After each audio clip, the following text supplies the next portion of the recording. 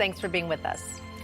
Well, after months of saying that he isn't ready to declare his candidacy for the presidency for re-election, Mr. Biden is poised to do just that with an announcement that could come as early as Tuesday, according to recent reports. Newsmax chief White House correspondent James Rosen has more on that story. James. Bob and Katrina, good afternoon from the White House, where senior officials refuse to confirm, at least publicly, that the president's big re-election announcement will come next week. However, they also say that if and when such an announcement comes, it will not come from the White House. These statements come amid reports that the president's top political aides have been prepping an announcement video, which presumably would be released on a newly created campaign website, and also reports that top Biden donors from the 2020 cycle have been summoned to Washington for a meeting with the president next week. Still, the president's job approval ratings remain underwater, with Real Clear Politics showing that in the major reliable polls conducted this month, Mr. Biden faces a negative spread of 10 points. The latest Harvard-Harris survey, conducted Tuesday-Wednesday of this week, shows the incumbent losing to his predecessor, former President Trump, in a direct hypothetical head-to-head matchup by a margin of 45 to 40 points.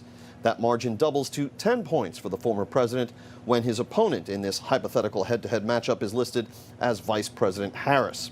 Now, that same survey also shows that clear majorities of registered voters do not want either President Biden or former President Trump to run for the White House again. 63% opposing another run by Mr. Biden. That's up 3 points from the same survey in March, and 55% opposing another run from former President Trump.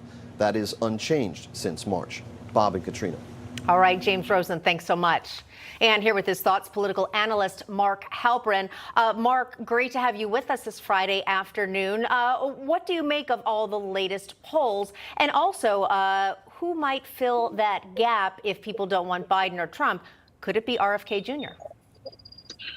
Well, these are two extraordinary candidates. They're extraordinary in terms of lining up for a rematch. The public doesn't want them, and yet they are the front runner. There's no doubt that Joe Biden has the best chance to be the Democratic nominee.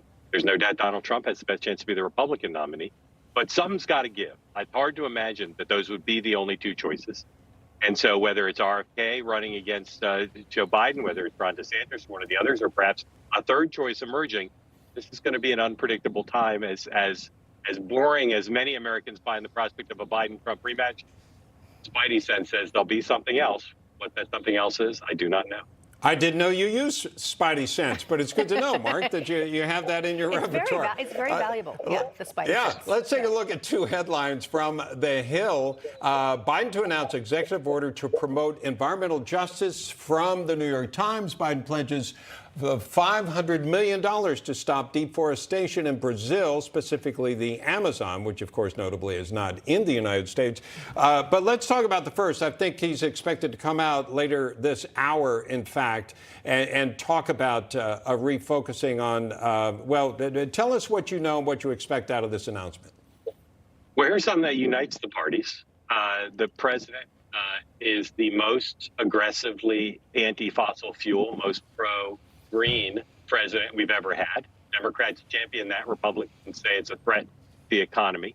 And he is using the powers of his office, whether it's legislation when Democrats controlled the House and the Senate, or now through executive action, to make as many strides as he can. And I think this will be a huge point of contention in the upcoming election if he's the nominee, about whether he's making the right decisions about how to change our economy, how to change our relationship between energy and the environment. And this step today is one of additional ones that I think you'll see between now and Election Day.